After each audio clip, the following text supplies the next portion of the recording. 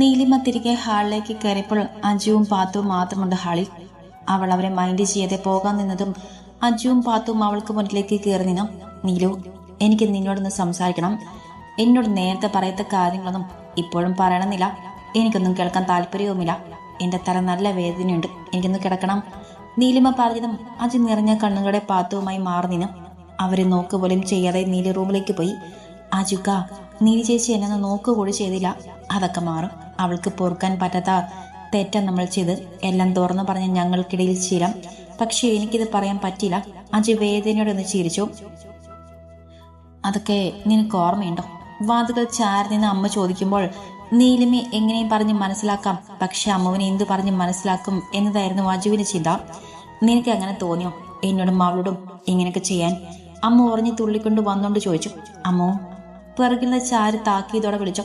ഞാൻ പറയും ഹരിയേട്ടാ, എനിക്ക് അത്രയ്ക്ക് സങ്കടമുണ്ട്. ഇവന് എന്നോടെങ്കിലും പറഞ്ഞുകൂടായിരുന്നോ? 10 മാസം ഒരു ഗർഭപാത്രത്തിലല്ലേ ഞാനും ഇവരും കിടന്നത്. ഒന്നിച്ചല്ലേ ജനിച്ചത്. അന്ന് മുതൽ ബാക്കി പറയാനാവാതെ അമ്മു നീങ്ങി. അമ്മു, ഞാൻ പറഞ്ഞോട്ടെ.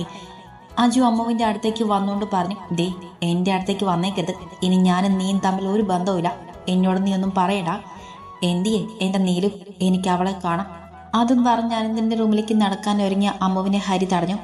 അവൾക്ക് വയ്യാതിരിക്കോ, അവൾ കിടന്നോട്ടെ. നീ വാ, നമുക്ക് നമ്മുടെ റൂമിൽ പോകാം. അവിടെ നിതിൻ ചേട്ടനും ഗൗരി ഏട്ടത്തെയും കാണും. അമ്മു ദേഷ്യം ഇച്ചിരി കുറച്ചുകൊണ്ട് പറഞ്ഞു. എന്നാ അവരോട് കുറച്ചു നേരം സംസാരിക്കാം. അപ്പോഴേക്കും നീലമ്മയും ആനന്ദനും വരും. ഇവിടെ എല്ലാം പറഞ്ഞ് സെറ്റിൽ ചെയ്തിട്ടേ നമ്മളിനി വീട്ടിലേക്ക് പോകുന്നുള്ളൂ. നീ വാ. അതും പറഞ്ഞ് ഹരി അമ്മുവിനെയും ചേർത്ത് പിടിച്ചുകൊണ്ട് നടന്നു. അജുവും പാത്തുവും മാത്രം ഹാളിലായി. വിഷമിക്കേണ്ട, എല്ലാം ശരിയാകും. അവളുടെ സ്വഭാവം എനിക്കറിയില്ലേ. പിന്നെ ഇതൊക്കെ മുൻകൂട്ടി കണ്ടോണ്ടല്ലേ ഇതിനൊക്കെ ഇറങ്ങി തിരിച്ചത്. നീ വിഷമിക്കാതെ. ബാപ്പയും ഉമ്മയും പാത്തു സങ്കടത്തോടെ ചോദിച്ചു. അവരൊക്കെ വരും. വരാതെ ഇവിടെ പോകാൻ. നീ വാ. ഇന്നലെയും ടെൻഷനും കാണുമ്പോൾ ഉറങ്ങാൻ പറ്റിയില്ല. അതും പറഞ്ഞ് അജു പാത്തുവിനെയും കൂട്ടിക്കൊണ്ട് അവന്റെ റൂമിലേക്ക് നടന്നു. അമ്മ വന്നെന്ന് തോന്നുന്നു. നീല തന്റെ നെഞ്ചിലേക്ക് ചേർന്ന് കിടക്കുന്നവളോടായി ആനന്ദൻ പറഞ്ഞു. അതിനവളൊന്നും മോളി. എന്താ ചിന്തിക്കുന്നേ? അവളെ ഒന്നുകൂടെ നെഞ്ചിലേക്ക് ചേർത്ത് പിടിച്ചുകൊണ്ട് ആനന്ദൻ ചോദിച്ചു. പാത്തുവിനെ ഇനി അവളുടെ ബാപ്പയും അമ്മയും ഒന്ന് കാണില്ല എന്തേട്ടാ. പിന്നെ കാണാതെ അവര് വരും. അവരുടെ മോള് ആളല്ലേ. മക്കള് തെറ്റ് ചെയ്താൽ ആദ്യം ഒന്ന് വാശിയുടെ പുറത്ത് ഓരോന്നുമൊക്കെ പറയെങ്കിലും മക്കളല്ലാതെ ആകുമോ? അപ്പൊ വരുവായിരിക്കും അല്ലേ? നീലിമ നെഞ്ചിൽ നിന്ന് മുഖമുയർത്തി അവനെ നോക്കിക്കൊണ്ട് ചോദിച്ചു. വരും. അവളുടെ കണ്ണുകളിലേക്ക് നോക്കി അവൻ പറഞ്ഞു. ആനന്ദേട്ടൻ അപ്പയോടും അമ്മയോടും പാത്തുവിനെയും അജുവിനെയും ഒന്നും പറയരുതെന്ന് പറയണേ. നമ്മുടെ അജുവിന് സന്തോഷമല്ലേ നമുക്ക് വലുത്. അപ്പോ അവരെ കൂടുതൽ വിഷമിപ്പിക്കല്ലേ. ഞാനും അമ്മുവും അവൻ എന്ത് പറഞ്ഞാലും അത്ര കാര്യമാക്കില്ല. പക്ഷേ നിങ്ങൾ ആരെങ്കിലും എന്തെങ്കിലും പറഞ്ഞാൽ അവന് ഭയങ്കര വിഷമമാണ്. ആനന്ദൻ നീലിമ പറയുന്ന കേട്ടൊക്കെ മൂളുന്നുണ്ട്. ആനന്ദേട്ടന് അജുവിനോട് ദേഷ്യമുണ്ടോ? കുറച്ചു നേരത്തെ മൗനത്തിന് ശേഷം നീലിമ ആനന്ദനോട് ചോദിച്ചു. ദേഷ്യോ? എന്തിന്? എനിക്ക് അവനോട് ദേഷ്യമൊന്നുമില്ല. അവൻ എൻ്റെ അനിയനല്ലേ. പിന്നെ എല്ലാം വിധിയാണ്. ഇങ്ങനെയൊക്കെ ആയിത്തീരണമെന്നായിരിക്കും ദൈവനിശ്ചയം. എല്ലാം ഒരു നിയോഗമാണ് എൻ്റെ ഭാര്യയെ. അതും പറഞ്ഞ് ആനന്ദൻ നീലിമയെ ഒന്നുകൂടെ ചേർത്ത് പിടിച്ചു. അവളും അവനെ നെഞ്ചിലേക്ക് ചാഞ്ഞു. രാത്രിയിലെ ആഹാരം കഴിപ്പൊക്കെ കഴിഞ്ഞ് എല്ലാവരും കൂടെ ഹാളിൽ ഇരിക്കുവാണ്. അജുവിന്റെയും പാത്തുവിന്റെയും കാര്യത്തിൽ ഒരു തീരുമാനമെടുക്കാൻ. പാത്തുവും അജുവും എല്ലാവരും കൂടെ എന്ത് തീരുമാനമാണ് എടുക്കാൻ പോകുന്നതെന്നറിയാതെ വിഷമത്തോടെ നിൽക്കുവാണ്. എന്താ അമ്മാവ? അമ്മാവന്റെ തീരുമാനം നിതിൻ ചോദിക്കുന്ന കേട്ട് ശിവരാമൻ അജുവിനെയും പാത്തുവിനെയും നോക്കി. അവരും അദ്ദേഹം പറയുന്നത് കേൾക്കാൻ നോക്കി നിൽക്കുകയാണ്. ഇനി എന്താ, രണ്ടിനെയും പിടിച്ചങ്ങ് കെട്ടിക്കാം. വലിയ ആർഭാടമൊന്നുമില്ലാതെ രജിസ്റ്റർ ഓഫീസിൽ പോയി ഒരൊപ്പ്, അത്രയും മതി. ശിവരാമൻ എല്ലാവരെയും നോക്കിക്കൊണ്ട് പറഞ്ഞു. അവിടെ കൂടി നിൽക്കുന്നവർക്ക് അതിനൊക്കെ സമ്മതം തന്നെയായിരുന്നു. അവരുടെ എല്ലാവരുടെയും മുഖത്ത് ഒരു ചിരി വിരിഞ്ഞു. അജുവും പാത്തുവും പരസ്പരം നോക്കി ചിരിച്ചു. പിന്നെ ആ ചടങ്ങ് കഴിഞ്ഞാൽ നീ നിന്റെ ജോലി സ്ഥലത്തേക്കും പാത്തു ഹോസ്പിറ്റലിലേക്കും പോകണം. ശിവരാമൻ അജുവിനെ നോക്കിക്കൊണ്ട് പറഞ്ഞു. അതും രണ്ടാളും സമ്മതം പോലെ തലയാട്ടി. നിതിനെ, നിങ്ങൾ 3 പേരും കൂടെ തീരുമാനിച്ചു. എന്താന്ന് വെച്ചാൽ രജിസ്റ്റർ ഓഫീസിൽ ഒന്ന് പോയി അന്വേഷിക്കും. രജിസ്റ്റർ മാരേജ് ഇത്രയും പെട്ടെന്ന് തന്നെ നടക്കണം. അത് കഴിഞ്ഞ് 2 പേരെയും രണ്ടടുത്ത് തന്നെ നിർത്തണം. അത് കേട്ടതും അജു അച്ഛനെന്ന് നോക്കി. അയാളത് കണ്ട ഭാവം നടിച്ചില്ല. എന്നാ എല്ലാവരും പോയി കിടന്നുറങ്ങാൻ നോക്ക്. അതും പറഞ്ഞ് ശിവരാമൻ റൂമിലേക്ക് പോയി. സുഭദ്ര അജുവിനെ നോക്കി പേടിപ്പിച്ചിട്ട് അയാൾക്ക് പുറകെ പോയി. പിന്നെ അവിടെയുള്ളത് നിതിനും നിശാന്തും ഗൗരിയും ഹരിയും അമ്മവും ആനന്ദനും നീലിമയുമാണ്. അജുവും പാത്തുവും നീലിമയുടെ അടുത്തേക്ക് വന്നതും നീലിമ അവർക്ക് മുഖം കൊടുക്കാതെ റൂമിലേക്ക് നടന്നു. അജുവിന്റെയും പാത്തുവിന്റെയും മുഖം വാടി. ഹരിയേട്ടാ, ഞാനിന്ന് എൻ്റെ നീലുവിൻ്റെ കൂടെയാണ്. നിങ്ങൾ നിങ്ങളെ അളിയന്മാരുടെ കൂടെ കിടന്നോ. അതും പറഞ്ഞ് അമ്മു ആനന്ദന്റെ റൂമിലേക്ക് പോയി. അമ്മ പറഞ്ഞു കേട്ട് ആനന്ദൻ ഞെട്ടിക്കൊണ്ട് ഹരിയെ നോക്കി. അവിടെയും അമ്മുവിന്റെ തീരുമാനം കേട്ട് ഞെട്ടി നിൽക്കുവാണ്. അവർ പരസ്പരം നോക്കി നിൽക്കുന്ന കണ്ടപ്പോൾ നിശാന്തിന്റെയും നിതിന്റെയും മുഖത്തൊരു കളിയാക്കി ചിരിയുണ്ട്. എന്നാ നിങ്ങൾ കിടക്ക്, ഞങ്ങൾക്ക് ക്ഷീണമുണ്ട്. അതും പറഞ്ഞ് അജു പാത്തുവിന്റെ കയ്യിൽ പിടിച്ചുകൊണ്ട് റൂമിലേക്ക് നടക്കാൻ തുടങ്ങിയതും ആനന്ദൻ അജുവിന്റെ കയ്യിൽ പിടിച്ചു നിർത്തി. എവിടെ പോകുവാ അവനെ നോക്കി ചോദിച്ചപ്പോൾ അജു ഒന്ന് ചിരിച്ചു കാണിച്ചു. നടക്ക് പാത്തു, ഗൗരി അടുത്തര കൂടെ കിടക്കും, നീ ഞങ്ങളെ കൂടെ കിടന്നാൽ മതി. അതും പറഞ്ഞ് അജുവിനെ 4 പേരും കൂടെ പൊക്കിക്കൊണ്ട് അവന്റെ റൂമിലേക്ക് തന്നെ കയറി ഡോറും ലോക്ക് ചെയ്തു.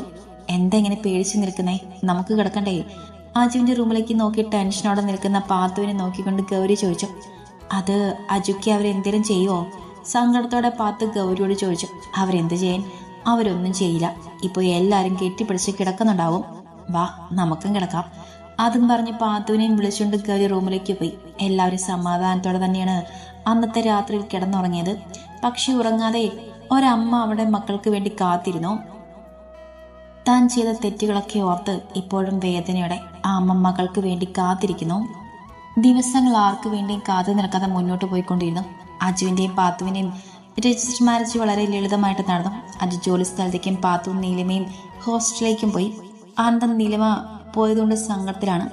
ഇപ്പോ ആനന്ദന്റെ വീട്ടിൽ സുഭദ്രയും ആനന്ദനും ശിവരാമനും മാത്രമേ ഉള്ളൂ. അജുവും പാത്തുവും നീലിമയും പോയിട്ടിപ്പോ 2 മാസം ആകുന്നു. ഗൗരി അവളുടെ വീട്ടുകാർ വന്ന് കൊണ്ടുപോയി. അടുത്തു തന്നെ ഗൗതമിന്റെ കല്യാണമുണ്ട്. അതുകൊണ്ട് നിതിൻ കട അനന്തനെയും നിശാന്തിനെയും ഏൽപ്പിച്ചിട്ടാണ് അവനും ഗൗരിയുടെ വീട്ടിലേക്ക് പോകാൻ നിൽക്കുന്നത്.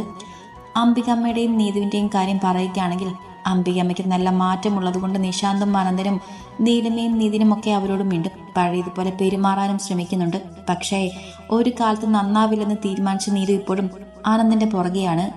എന്നോട് ഒരു സ്നേഹമില്ല ആനന്ദേട്ടന്, അല്ലെങ്കിൽ എന്നെ വിളിക്കാൻ വരാമെന്ന് പറഞ്ഞിട്ട് വന്നില്ലല്ലോ. എന്നത്തെയും പോലെ രാത്രിയിലെ ഫോൺ വിളിയിലാണ് ആനന്ദനും നീലിമയും. 2-3 മാസം ആകുന്നു തമ്മിൽ കണ്ടിട്ട്. എല്ലാ ദിവസവും മുടങ്ങാതെ 3 നേരവും വിളിക്കും, അതും വീഡിയോ കോൾ. നീ ഇങ്ങനെ ചുണ്ടും കുറിപ്പിച്ചുകൊണ്ട് നിൽക്കല പെണ്ണെ, എന്റെ കൺട്രോൾ കളയാനായിട്ട് ഫോണിൽ കൂടെ നീലിമയുടെ ചുണ്ടിരുന്ന് മൂത്തിക്കൊണ്ട് ആനന്ദൻ കള്ളച്ചീരിയോടെ പറഞ്ഞു. അപ്പോൾ നീലുവിന്റെ മുഖം നാണം കൊണ്ട് ചുവന്ന് തൊടുത്തു. അവൾ അവന് മുഖം കൊടുക്കാതെ കുനിഞ്ഞിരുന്നു. എനിക്ക് നിന്നെ വിളിക്കാൻ വരണമെന്നൊക്കെ ഉണ്ടായിരുന്നു മോളെ, പക്ഷേ ഇപ്പൊ 2 കടയിലും തിരക്കാണ്. ഒന്നാമത് നിതിനേട്ടനില്ല, അപ്പൊ 2 കടയിലും ഞാനും അവരും മാത്രമേ ഉള്ളൂ. അതൊക്കെ എനിക്ക് മനസ്സിലാവും. ഞാൻ ചുമ്മാ നമ്പർ ഇട്ടതല്ലേ. നീലിമ ചിരിയോടെ പറയുമ്പോൾ അവൻ അവളെ കൂർപ്പിച്ചു നോക്കി. അതിന് നീലിമ നല്ലതുപോലെ ചിരിച്ചു കാണിച്ചു. അപ്പോ നാളെ എപ്പോഴാണ് 2 ലാൻഡ് ചെയ്യുന്നേ? അവളെ ചിരി നോക്കിക്കൊണ്ട് അവൻ തിരക്കി. നാളെ ഉച്ചയൊക്കെ ആകുമ്പോൾ എത്തും. വൈകിട്ടല്ലേ നമ്മൾ ഏട്ടത്തിയുടെ വീട്ടിലേക്ക് പോകും. അപ്പോഴേക്കും ഞങ്ങൾ എത്തും. പിന്നെ എനിക്കും പാത്തുവിനുമൊക്കെ ഡ്രസ്സൊക്കെ എടുത്ത് വച്ചിട്ടുണ്ടല്ലോ. അവൾ കൂറുമ്പോടെ ചോദിച്ചപ്പോൾ അവൻ ചീരിയോടെ തലയാട്ടി. എന്നാ ശരി, കടയിൽ തിരക്ക് തുടങ്ങി, അപ്പം നാളെ വിളിക്കാം. അതും പറഞ്ഞ് ചീരിയോടെ അവൻ ഫോൺ കട്ട് ചെയ്തു. പിറ്റേന്ന് നീലിമ പറഞ്ഞ പോലെ തന്നെ അവളും പാത്തുവും അജുവും വന്നു. ഉച്ചയോടെ തന്നെ എല്ലാവരും ഗൗരിയുടെ വീട്ടിലേക്ക് പുറപ്പെടുകയും ചെയ്തു. അമ്മുവും നീലിമയും അജുവിനോടും പാത്തുവിനോടും അധികമൊന്നും ബലം പിടിച്ചു നിൽക്കാൻ കഴിഞ്ഞില്ല. അവർക്ക് ചെറിയ വിഷമമുണ്ടായിരുന്നു അവരോടൊന്നും പറയാത്തതിൽ. അതൊക്കെ നേരിൽ കണ്ട് സംസാരിച്ചപ്പോൾ എല്ലാം സോൾവായി. ഗൗരിയുടെ വീട്ടുകാരും നിറഞ്ഞ സന്തോഷത്തോടെ തന്നെ അവരെല്ലാവരെയും സ്വീകരിച്ചത്. എല്ലാവരും സന്തോഷത്തോടെ തന്നെ ആട്ടവും പാട്ടവും ഒക്കെ ഗൗതമിന്റെ കല്യാണം കൂടി. 2 വർഷങ്ങൾക്ക് ശേഷം. പെണേ, നീ ഇതുവരെ ഒരുങ്ങില്ലേ? നിന്റെ ചേട്ടന്റെ കല്യാണമാണെന്ന് ഓർമ്മ വേണം. സാരി കൊടുത്തു നിന്നവളുടെ പിറകിൽ കൂടെ ചെന്ന് ചേർത്ത് പിടിച്ചുണ്ടാണെന്ന് പറഞ്ഞു. അപ്പോഴും അവന്റെ കൈകൾ അവളുടെ വീർത്ത വയറിൽ തലോടിക്കൊണ്ടിരുന്നു. ഞാൻ മനഃപൂർവ്വം താമസമല്ല, നിങ്ങളുടെ ഒട്ടും അഹങ്കാരമില്ലാത്ത മോള് കാരണം ഞാൻ താമസിച്ചേ. എത്ര വട്ടം കണ്ണെഴുതിയതാണെന്ന് അറിയോ? കണ്ണെഴുതി തീരും, അപ്പം തന്നെ ഛർദിയും വരും. ഛർദിച്ചു കഴിഞ്ഞ് വരുമ്പോൾ പിന്നെയും കൺമഷി പോകും, വീണ്ടും എഴുതും. പിന്നെ സാരി ഉടുക്കാത്തത് ഛർദിച്ച് അതിൽ കൂടെ ആകണ്ടല്ലോ എന്ന് കരുതിയാണ്. കണ്ണാടിയിൽ കൂടെ തന്നെ നോക്കി ഇന്നവന്റെ മുഖത്തേക്ക് നോക്കിക്കൊണ്ട് കുറുമ്പട പറഞ്ഞു നീലിമ. ആണോടപ്പനെ, അച്ഛൻ്റെ മുന്നേ അമ്മയെ മാമന്റെ കല്യാണത്തിന് പോകാൻ ഒരുങ്ങാൻ സമ്മതിക്കുന്നില്ല. അച്ഛനെ സുന്ദരിക്കുട്ടിയല്ലേ, നമുക്ക് മാമന്റെ കല്യാണത്തിന് പോവണ്ടേ? പാവല്ലേ അമ്മ, അമ്മയെ കൂടുതൽ ബുദ്ധിമുട്ടിക്കലെന്ന് അച്ഛൻ പറയുന്നതല്ലേ? അന്നൻ താഴേക്ക് മുട്ടുകുത്തിയിരുന്നുണ്ട് നീലിമയുടെ വയറിലേക്ക് കൈ ചേർത്ത് വെച്ചുകൊണ്ട് വാത്സല്യത്തോടെ ചോദിച്ചു. അച്ഛനെ സമീപം മറിഞ്ഞതുപോലെ ഉള്ളിൽ കിടക്കുന്ന കുഞ്ഞൊന്നനങ്ങി. അല്ല, മോളാണെന്ന് അനന്തേട്ടൻ അങ്ങ് തീരുമാനിച്ചോ? മാസം 7 കഴിഞ്ഞു, എന്നിട്ടും കുടുക്ക പോലെയാണ് വയറിയിരിക്കുന്നത്. വയറ് കണ്ടപ്പോൾ അമ്മ പറഞ്ഞു മോനാണെന്ന്. അവൻ കുഞ്ഞിനുള്ള സംസാരം കണ്ട് നിറഞ്ഞ ചീറ്റയുടെ കുറച്ച് കുശുമ്പോടെയും അവൾ ചോദിച്ചു. എന്റെ ഭാര്യയെ ഒരു നേഴ്സല്ലേ, എന്തായാലും അവൾക്കറിയാതെ ഇരിക്കില്ലല്ലോ മോനാണോ മോളാണോ എന്ന്.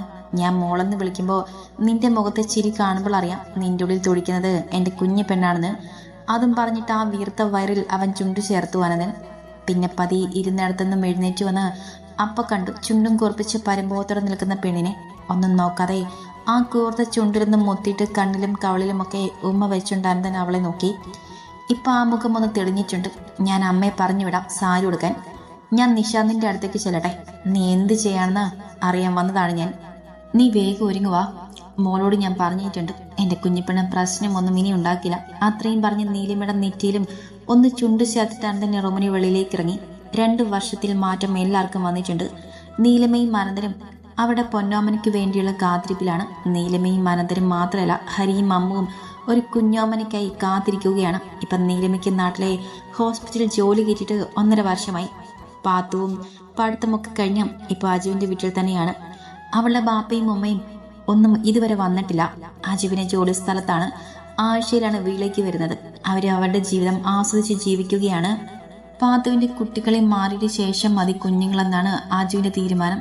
അതിന് വീട്ടുകാരെ യോജിച്ച് തന്നെ നിൽക്കുകയാണ്. കാരണം 1 അല്ല 2 ഗർഭിണികളാണുള്ളത്.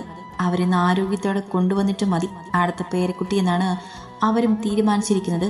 സുഭദ്രയും ശിവരാമനും തന്റെ 2 മക്കൾക്കും പിറക്കാൻ പോകുന്ന കുഞ്ഞോമനയ്ക്ക് വേണ്ടി കാത്തിരിക്കുകയാണ്. പിന്നെ നീലിമയുടെ വീട്ടിലേക്ക് വന്നാൽ അവിടെ നിതിൻ ചേട്ടായും ഗൗരിക്കും ഒരു ചട്ടമി മോനെയാണ് കിട്ടിയിരിക്കുന്നത്. അവരും സന്തോഷത്തിലാണ്. പിന്നെ അംബികമ്മ അവളുടെ തെറ്റുകളൊക്കെ മക്കളോട് ഏറ്റുപറഞ്ഞു. ഇപ്പം നല്ല ഒരു അമ്മയും അമ്മായിയമ്മയും അച്ഛമ്മയും ഒക്കെ സന്തോഷവതിയാണ്. പിന്നെ നീത്, അവൾക്ക് ഒരുപാട് മാറ്റങ്ങളുണ്ട്. വൃന്ദി മയക്കുമരുന്ന് കേസിൽ പോലീസ് അറസ്റ്റ് ചെയ്തതിൽ പിന്നെ ഒരുപാട് മാറ്റങ്ങൾ അവൾക്കും വന്നിട്ടുണ്ട്.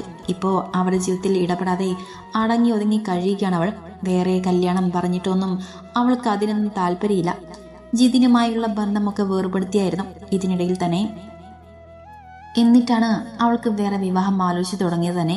പിന്നെയുള്ളത് നിശാന്ത്. അവന് സന്തോഷത്തിലാണ്. ഇന്നാണ് അവൻ്റെ വിവാഹം. അതും അവൻ ആഗ്രഹിച്ച അവൻ്റെ അഞ്ജുവുമായിട്ട്. അനിയൻ്റെ പഠിപ്പ് കഴിയും വരെ കാത്തിരിക്കണമെന്നേ അവൾ അവനോട് പറഞ്ഞുള്ളൂ. അതുവരെ അവൻ സമ്മതിക്കുകയും ചെയ്തു. ഇതുവരെ ഒരുങ്ങിയില്ലളിയാ. നിശാന്തിന്റെ റൂമിലേക്ക് കയറി വന്നുകൊണ്ട് ചോദിച്ചു. ഞാൻ റെഡി. നിറഞ്ഞ ചീരോടെ പറഞ്ഞിട്ട് നിശാന്ത് അനന്തനെ നോക്കി. സുന്ദരനായിട്ടുണ്ട്. അവനെ നടിമുടി നോക്കിക്കൊണ്ട് അനന്തൻ പറഞ്ഞു. അതിനവനൊന്ന് ചിരിച്ചു. അധികം വൈകാതെ തന്നെ എല്ലാവരുടെയും അനുഗ്രഹം വാങ്ങി അവർ അടുത്തുള്ള അമ്പലത്തിലേക്ക് യാത്രയായി. അഞ്ജുവിന് ബന്ധുക്കളൊന്നും അധികമൊന്നും ഇല്ലാത്തത് കൊണ്ട് നിശാന്തിന്റെ വീടിന്റെ അടുത്തുള്ള അമ്പലത്തിൽ വെച്ച് തന്നെയാണ് വിവാഹം നടക്കുന്നത്. മഹാദേവന് സന്നിധിയിൽ നിൽക്കുമ്പോൾ അഞ്ജുവിന്റെ കണ്ണുകൾ നിറഞ്ഞിരുന്നു. ഇങ്ങനൊരു വിവാഹം ഒന്നും താൻ സ്വപ്നം കണ്ടിരുന്നില്ല. എങ്ങനെയും ജിത്തുവിനെയും പഠിപ്പിച്ച് ഒരു ജോലി വാങ്ങിക്കൊടുക്കണം. അതിപ്പോ സഫലമായി. അവൻ പഠിച്ച നല്ലൊരു ജോലി തന്നെ നേടി. താൻ അത്രയും വെറുപ്പോടെ സംസാരിച്ചിട്ടും തന്നോട് ആ വെറുപ്പ് കാണിക്കാതെ നിഴൽ പോലെ എന്റെ കൂടെ നടന്ന ആളാണ് തന്റെ മുന്നിൽ നിൽക്കുന്ന ഈ മനുഷ്യൻ. ശിവരാമൻ കയ്യിലേക്ക് കൊടുത്ത് താലിയും പിടിച്ച് നിറച്ചിരിയോടെ തന്നെ നോക്കി നിൽക്കുന്നവനെ നോക്കിക്കൊണ്ട് അഞ്ജു ഓർത്തു. അവരുടെ കല്യാണം കാണാൻ അവരുടെ ചുറ്റും അവരെ സ്നേഹിക്കുന്ന എല്ലാവരും ഉണ്ടായിരുന്നു. തന്റെ പ്രിയപ്പെട്ടവരെ എല്ലാവരെയും സാക്ഷിയാക്കി നിശാന്ത് അഞ്ജുവിന്റെ കഴുത്തിൽ താലി ചാർത്തി. അഞ്ജു നിറഞ്ഞ സന്തോഷത്തോടെ ചുറ്റും നിൽക്കുന്നവരെ നോക്കി. അവിടെ അഞ്ജുവിന്റെയും അനുജൻ ജിത്തു നിറഞ്ഞ കണ്ണുകളുടെ ചുണ്ടിൽ നിറഞ്ഞ ചിരിയോടെ തന്റെ കൂടപ്പിറപ്പിന്റെ വിവാഹം കണ്ടു നിന്നു. അവൾക്ക് നല്ലത് വരണമെന്ന് മനമൊരുക്കി പ്രാർത്ഥിച്ചു. എന്താടോ ഈ ഹൃദയത്തിൽ എവിടെയേലും ഒരു കുഞ്ഞ് നോവ് അനുഭവപ്പെടുന്നുണ്ടോ? നിറഞ്ഞ കണ്ണുകളുടെ നിശാന്തിനെയും അഞ്ജുവിനെയും നോക്കി നിൽക്കുന്ന അമ്മുവിന്റെ അരികിലേക്ക് ഒന്നുകൂടെ ചേർന്നുകൊണ്ട് ഹരി ചോദിച്ചു. ആദ്യ പ്രണയം അതൊരിക്കലും മറക്കാൻ കഴിയില്ല. അത് നമ്മുടെ ജീവൻ പോകുന്നത് വരെ നമ്മുടെ ഹൃദയത്തിന്റെ ഒരു കോണിൽ തന്നെ ഉണ്ടാകും. ഹരിയുടെ കണ്ണുകളിലേക്ക് നോക്കിക്കൊണ്ട് അമ്മ പറഞ്ഞു. അത് കേട്ടപ്പോൾ പെട്ടെന്ന് ഹരിയുടെ മുഖം ഒന്ന് വാടി, നെഞ്ചൊന്ന് നീറി. അത് അമ്മുവിന് മനസ്സിലാവുകയും ചെയ്തു. ഇപ്പോ ഇവിടെ ഇതാ ഈ ഒരാൾ മാത്രം വന്ന് കൂടുകൂട്ടിയിരിക്കുകയാണ്. ഇപ്പോ ആ ആള് മാത്രമേ ഇവിടെയുള്ളൂ. അമ്മു അവളുടെ ഇടം നെഞ്ചിൽ കൈ ചേർത്തുകൊണ്ട് പറഞ്ഞു. അപ്പൊ ഹരിയുടെ മുഖം ഒന്ന് തെളിഞ്ഞു. ഇത്ര കുശുമനാകരുത് കേട്ടോ ഹരിയേട്ടാ. എടച്ചക്കരെ, നിന്റെ അച്ഛൻ ഭയങ്കര കുശുമനാണ്. അമ്മു അവളുടെ വീർത്ത വയറിലേക്ക് കൈ ചേർത്തുകൊണ്ട് പറഞ്ഞു. തൻ്റെ കാര്യത്തിൽ ഞാൻ ഇപ്പോഴും കുശുമന. അവളെ ചേർത്ത് പിടിച്ചുകൊണ്ട് ഹരി പറയുമ്പോൾ അവരുടെ അടുത്തേക്ക് അനന്തരം നീലമയും അജുവും പാത്തും കൂടെ വന്നു. ഇതൊന്നും പുറത്തേക്ക് വന്നിട്ട് പോരടാ, ഇനി അടുത്ത റൊമാൻസ് ഒക്കെ. അനന്തന് ഹരിയുടെ വയറിന്ന് പഞ്ച് ചെയ്തുകൊണ്ട് ചോദിച്ചു. ഓ, ഈ പറയുന്ന ആൾ തീരെ റൊമാൻസ് ഇല്ലല്ലേ അമ്മോ? അമ്മുവിന്റെ തോളിൽ കൂടെ കൈയിട്ട് ചേർത്ത് പിടിച്ചുകൊണ്ട് ഹരി ചോദിച്ചു. അതിന് ചിരിയോടെ തന്നെ അവളൊന്ന് മോളി. അത് കേട്ടപ്പോൾ ആനന്ദൻ നല്ലതുപോലെ ഒന്ന് ചിരിച്ചു കാണിച്ചു. അവരെ നോക്കി എന്നിട്ട് നീലമയെ നോക്കി. അവിടെ വല്ലതും ആവശ്യം ഉണ്ടായിരുന്നോ എന്ന ഭാവത്തിൽ നിൽക്കുന്ന നീലിമ. അവൻ അവളെ നോക്കി കണ്ണ് ചിമ്മി കാണിച്ചു. എല്ലാവരും വാ, നമുക്ക് എല്ലാവർക്കും ചേർന്ന് ഒരു കുടുംബ ഫോട്ടോ എടുക്കാം. അജു എല്ലാവരെയും കൂട്ടിക്കൊണ്ട് ശ്രീകോവിൽ നിന്ന് വെളിയിലേക്ക് ഇറങ്ങി. പുറത്ത് നിശാന്തും അഞ്ചും ഫോട്ടോ എടുക്കുന്ന തിരക്കിലാണ്. നിതിനേട്ടനും ഏട്ടത്തെയും ആദിക്കുട്ടനെയും കൊണ്ട് നിന്ന് ഫോട്ടോ എടുക്കുകയാണ്. അവർക്ക് ചുറ്റും സുഭദ്രാമയും ശിവരാമനും അംബികമ്മയും നീതുവും വിഷ്ണുവും അമലും ജിത്തുവും ഒക്കെയുണ്ട്. എല്ലാവരും വലിയ സന്തോഷത്തിലാണ്. അമ്മുവും ഹരിയും നീലിമയും അനന്തനും പാത്തുവും അജും കൂടെ വന്നപ്പോൾ കോളം തികഞ്ഞു. ആദ്യം ഓരോ കപ്പിൾസ് ആയിട്ടായിരുന്നു ഫോട്ടോ എടുത്തത്. ആദ്യം നിതിനും ഗൗരിയും മോനും നിന്ന് നിശാന്തിന്റെയും അജുവിന്റെയും ഒപ്പം നിന്ന് എടുത്തു. പിന്നെ അനന്തനും നീലിമയും, പിന്നെ അമ്മുവും ഹരിയും, പിന്നെ അജുവും പാത്തുവും, പിന്നെ ശിവരാമനും സുഭദ്രയും അംബികയും നീതുവും. ബാക്കി എല്ലാവരും കുടുംബത്തോടെ നിൽക്കുമ്പോൾ തൻ്റെ ഒരു കുഞ്ഞു മാത്രം ഒറ്റയ്ക്ക്. അംബികമ്മ തന്നെ മകളോട് ചേർത്ത് നിർത്തി ഫോട്ടോയ്ക്ക് പോസ്റ്റ് ചെയ്തു. അപ്പോൾ ഒരുപോലെ ആ അമ്മയുടെയും മകളുടെയും കണ്ണുകൾ നിറഞ്ഞു. ഇനി എല്ലാവരും കൂടുന്ന ഒരു ഫോട്ടോ എടുക്കാം. അജു പറയുമ്പോൾ എല്ലാവരും സമ്മതം മൂളി. നിശാന്തിന്റെയും അഞ്ജുവിന്റെയും ഒരു സൈഡിൽ നിതിനും ഗൗരിയും കുഞ്ഞും, മറു സൈഡിൽ ആനന്ദനും നീലിമയും, പിന്നെ അമ്മുവും ഹരിയും, പിന്നെ അജുവും പാത്തും, പിന്നെ ശിവരാമനും സുഭദ്രയും, പിന്നെ അവരോട് ചേർന്ന് നീതുവും നിന്നും. ഏറ്റവും ഒടുവിൽ താഴെ വിഷ്ണുവും അമലും ജിത്തുവും, പിന്നെ നിശാന്തിന്റെ വേറെ കുറെ ഫ്രണ്ട്സും ഇരുന്നു. ഫോട്ടോഗ്രാഫർ ചിരിക്കാൻ പറഞ്ഞതും എല്ലാവരും നിറഞ്ഞ ചിരിയോടെ നിന്ന് ഫോട്ടോഗ്രാഫർ ആ കുടുംബത്തിന്റെ ഫോട്ടോ ക്യാമറയിലേക്ക് പകർത്തി. കുഞ്ഞു കുഞ്ഞു സങ്കടവും വലിയ സന്തോഷവുമായി അവർ ജീവിക്കട്ടെ. ഇനിയൊരു തുടർച്ചയില്ല. അവരെല്ലാവരും സന്തോഷത്തോടെയും സമാധാനത്തോടെയും ജീവിക്കട്ടെ.